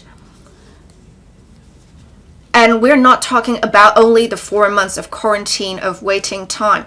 People would often have to queue for facilities. Mr. Gary Zheng, your question has nothing to do with the question asked by Mr. Rock CHEN. But I'll ask the Secretary to see if they have anything to add. Thank you. We have not seen any rabies in recent years. So for those who are outgoing, for those going to the UK or Japan, they do not need to undergo quarantine. So with the pets traveling between mainland China and Hong Kong, we have to adopt a prudent approach to prevent the transmission of communicable diseases that may impede the outgoing of animals from Hong Kong. But I think we can perhaps enhance the testing arrangements and control arrangements so that we will no longer have the full 120 days of quarantine. We have been discussing with mainland authorities to see how we can shorten the quarantine period and improve the arrangements. When we have any updates, we will report the progress to the Council. Mr. Lee. Thank you. I think we should promote pet tourism. I understand that there are differing public opinions in society. So, will you consider allowing weekend pet allowing arrangements by public transport operators so that pet owners can take their pets outside during the weekends? And if you can also work with restaurant operators as well as other commercial operators, I believe such arrangements can facilitate the bringing of economic gains. Would you consider that? Thank you. Secretary for Transport and Logistics. Thank you. We heard what Ms. Starry Lee said regarding pet gardens and restaurants. We do want to make sure there are suitable commute options for people to get to these places. If there are concrete suggestions for the routes, we will definitely consider such. Thank you. Ms. Elizabeth Court. I have concrete suggestions. In Shenzhen, over 50 shopping malls would allow the entry of pets. And in April, they have designated bus routes that would allow for pet owners that would go from commercial areas to parks. We have many families that would have pets, and often they would want to bring along their pets during the weekends. If we want to promote consumption, it would be impeding these families that have pets pets with them if we do not have facilitating arrangements. I hope the government will review their policies. And from the reply, I know that the administration has conducted, to some degree, study of other practices in other jurisdictions. Why not have, for example, in pet gardens and outdoor seating, which are far away from food preparation areas, allow the entry of pets? And if possible, for shopping malls, if we have more shopping malls that will allow the entry of pets, I believe we will have great economic gains for Hong Kong. You have asked more than one question. You can perhaps communicate with the secretary in other occasions. I also want to ask, we have now northbound travel for Hong Kong vehicles that would also allow for the carrying of pets from Macau. Why not allow for that in Hong Kong? Thank you. Secretary for Environment and Ecology. It depends on the individual facilities' decisions whether to allow for the entry of pets. For food premises, in public places, if they have allowed for outdoor seating and tables, people can eat takeaway food there, people can still bring along their pets.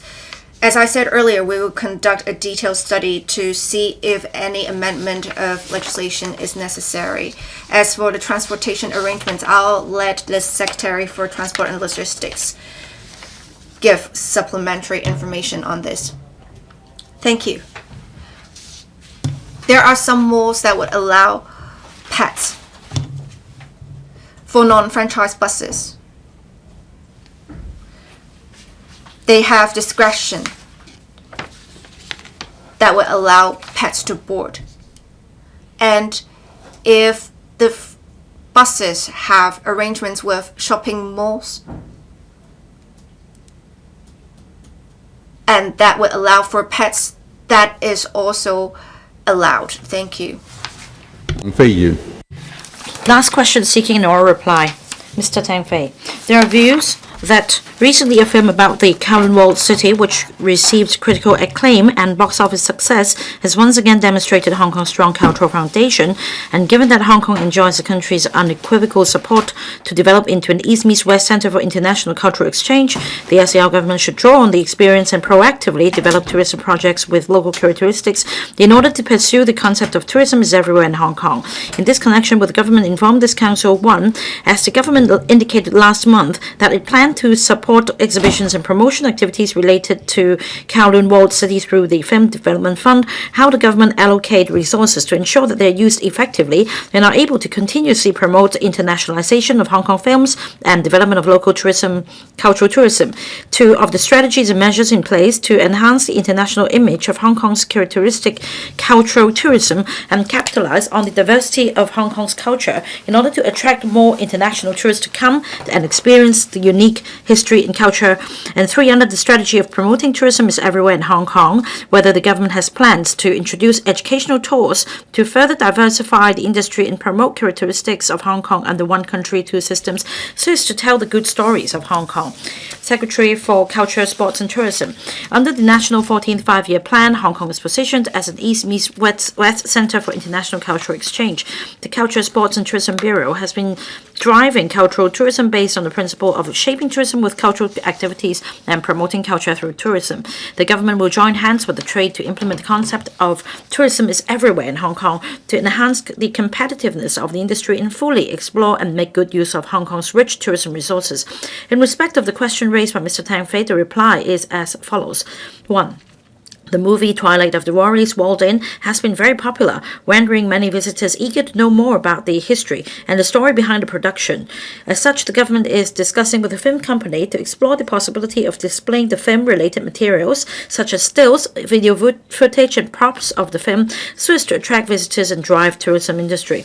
In fact, the government has been supporting exhibitions and activities that promote film culture and film-related intellectual property rights through the Film Development Fund.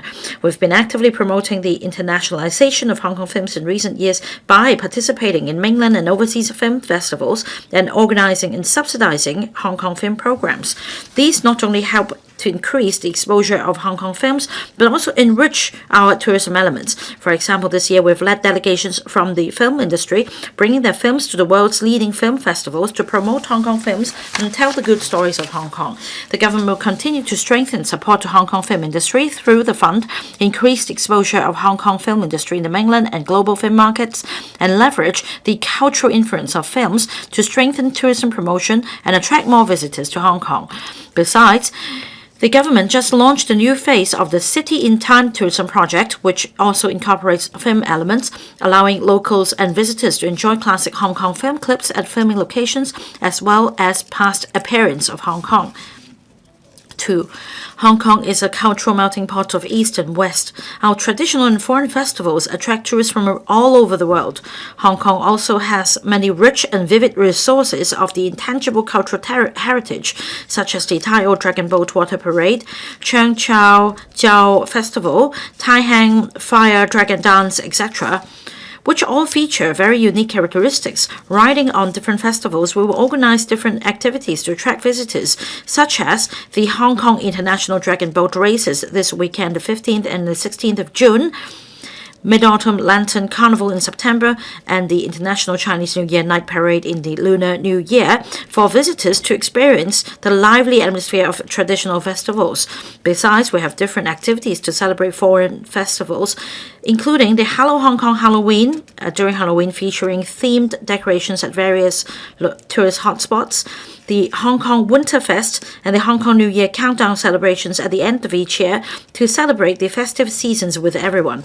Through the pilot scheme for characteristic local tourism events, we also provide funding support for arts, culture, and festive events with local characteristics or unique appeal of Hong Kong, such as Yulan Cultural Festival, Hong Kong Dragon, and Lion Dance Extravaganza, with a view to enriching travel experience in Hong Kong. Cultural events could help promote the development of tourism. As the East Meets West Center for International Cultural Exchange, the government has been committed to showcasing Hong Kong's cultural and artistic vibe and vitality to the world by curating distinctive and cultural activities that attract visitors. This year, for the first time, the CST Bureau launches Art March as a brand to promote multiple events organized, funded, or supported by the government to provide citizens and visitors with an enriched artistic journey. We also strive to curate cultural programs that highlight the distinctive culture of Hong Kong. For example, we have launched an annual Hong Kong Pop Culture Festival since 2023 to attract the participation of locals and visitors through pop concerts, exhibitions, film screenings, outdoor activities, and outreach events. Traditional Chinese culture is a great attraction around the world. Starting this year, we organize the annual Chinese Culture Festival between June and September, offering more opportunities for both locals and visitors to appreciate Chinese culture. This year, Hong Kong will serve as the host city for the Guangdong Hong Kong Macau Greater Bay Area Culture and Arts Festival for the first time, allowing locals and visitors to experience unique cultural charm of Hong Kong in different regions. Besides, the first edition of the Asia Plus Festival was successfully held last year, celebrating the cultural diversity of Asia and the Belt and Road regions. In addition, the government has also stepped up its efforts to promote characteristic tourism so that visitors can experience the unique local culture. We've launched the Hong Kong Neighborhoods campaign in the Old Town, Central, Sham Shui Po, West Kowloon, and introduced thematic walking routes. We've also launched the Temple Street promotion last year to attract visitors to travel around local communities in Yau Ma Tei and Jordan to experience the most authentic side of Hong Kong. The government has been encouraging the trade to design more itineraries with different themes, provided subsidies to the Travel Industry Council of Hong Kong in 2023 to organize a Deeper into Hong Kong Creative Itinerary Design Competition. We'll continue to stage signature creative arts and cultural tourism projects with local elements such as Sai Kung Hoi Arts Festival, Design District Hong Kong, etc. We will continue to organize Hong Kong Week in the mainland and overseas to showcase the unique East meets West arts and cultural ambience of Hong Kong.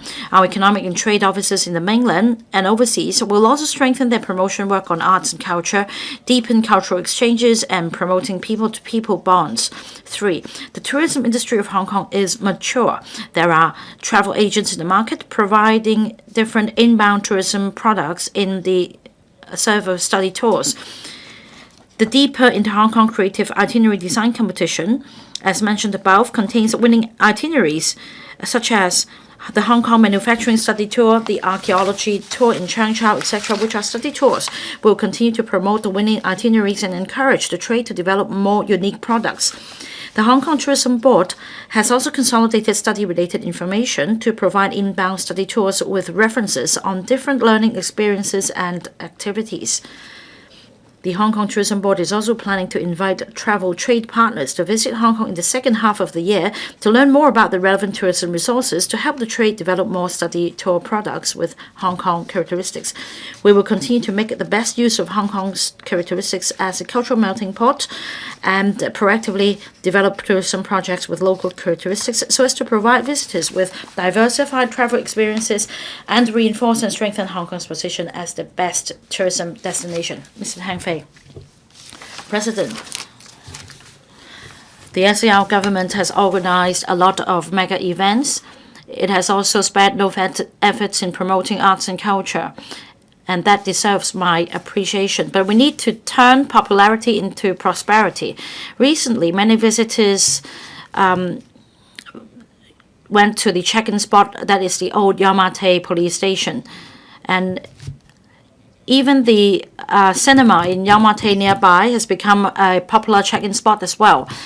But we need policy support so that we can turn popularity into prosperity, so that visitors, apart from visiting the check-in spots, would also patronize restaurants, retail outlets, and hotels nearby.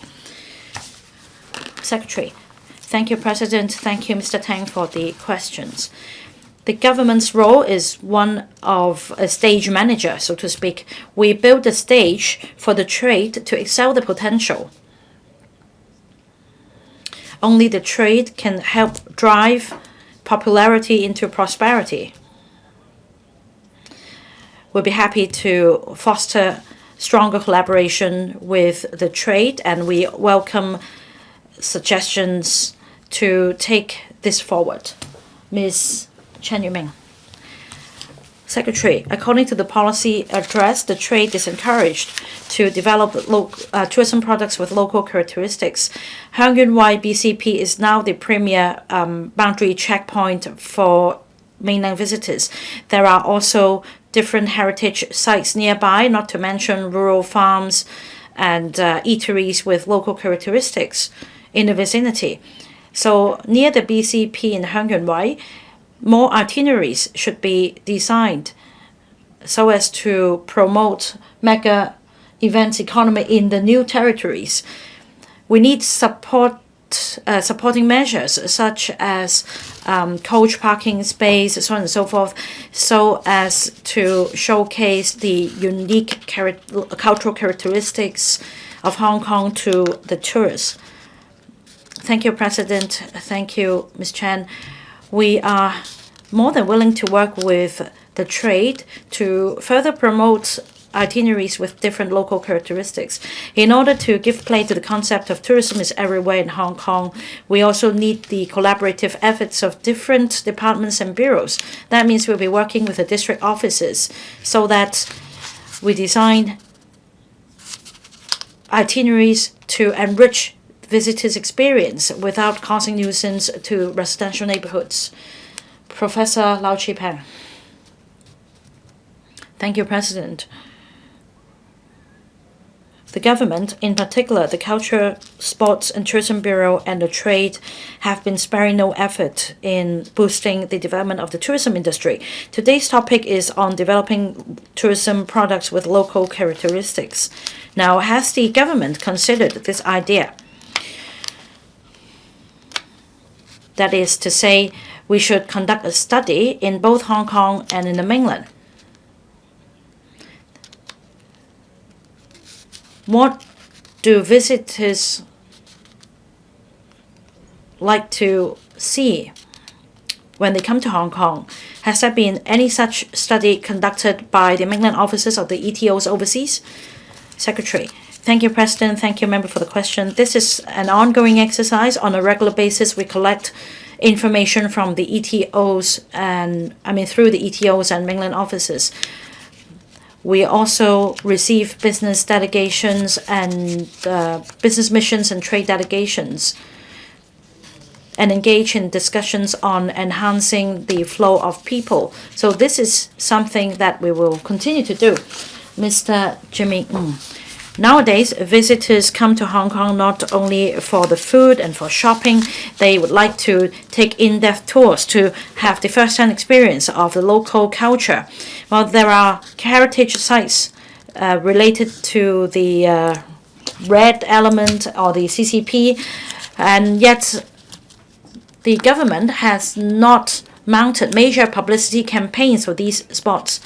Now, according to information, the Ministry of Culture and Tourism of our country would classify and assess and grade different tourist attractions on the basis of their attractiveness, the mode of management, and that they will be graded from A to 5As.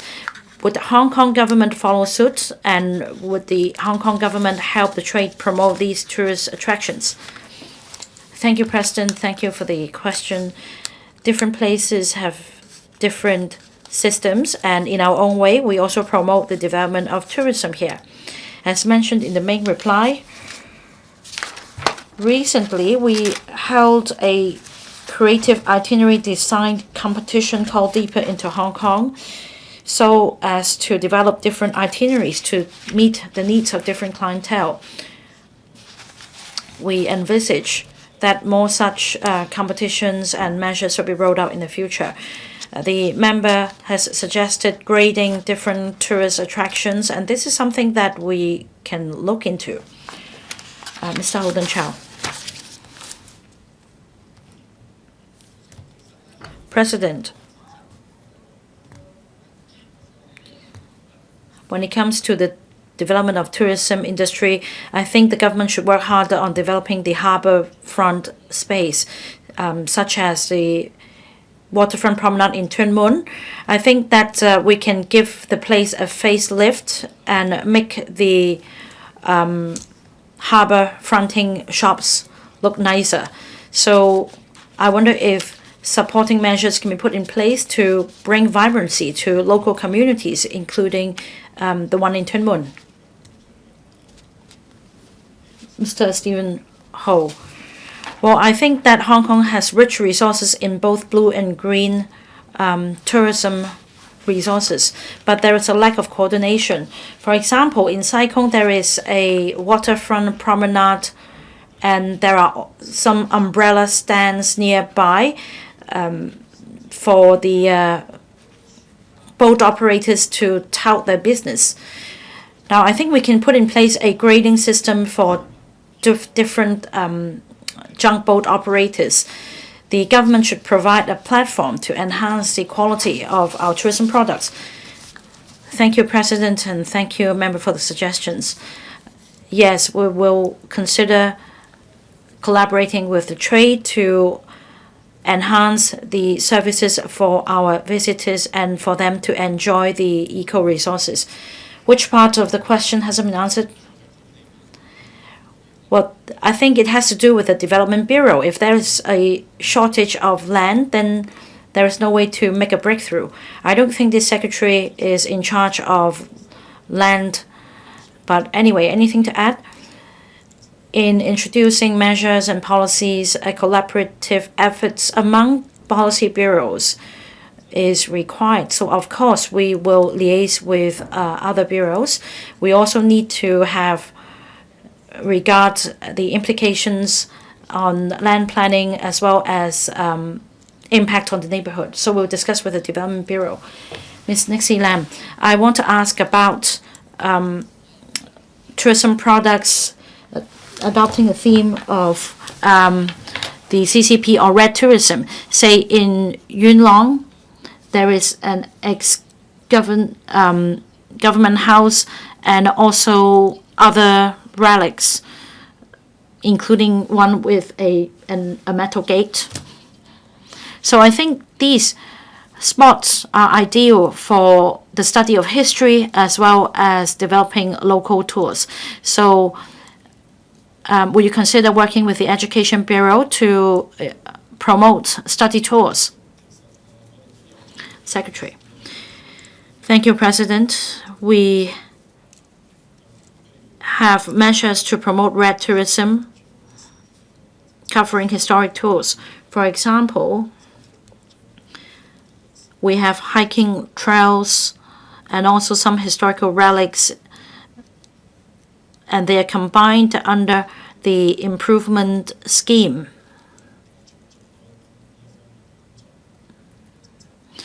In the future, we will continue to work with different policy bureaus to take it forward. We also have other plans in the pipeline. For example, we have the Cultural and Heritage Sites Local Tour Incentive Scheme, as well as another scheme called Pilot Scheme for Characteristic Local Tourism Events, so as to promote different forms of tourism, including red tourism. Mr. Chen Yong. We have blue, green, gold, red tourism, and heritage tourism. There are tourism spots with patriotic elements. Will you consider consolidating these resources so as to further promote the depth and breadth of patriotic education?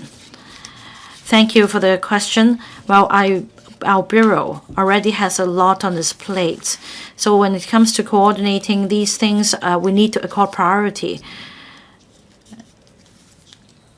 But of course, we're happy to work with all policy bureaus to coordinate resources for different forms of tourism. In fact, our bureau has taken up a lot of time in answering today's questions. Ms. Judy Chen, last week at a panel meeting or a subcommittee meeting, we discussed renaming the Hong Kong Coastal Defense Museum. So I took the opportunity this weekend to visit this museum. But in fact, it's not easy to visit these places. For example, in Lei Yue Mun Park, there are 3 statutory heritage sites, but we need to make an advance booking in order to get into the park. And according to the cafe operator in Lei Yue Mun Park, they find it very difficult to operate during weekdays when there aren't visitors. So will the Secretary consider promoting the facility and making it easier for visitors to go to the heritage sites? Well, the sites you mentioned come under the Antiquities and Monument Office of the Development Bureau. We will liaise with the office and discuss how we can allow easy access by visitors to the park to check out the relics. Reverend Peter Kuhn. Well, there are religious facilities and premises that are popular tourist spots. So, Secretary, would you consider promoting religious tourism?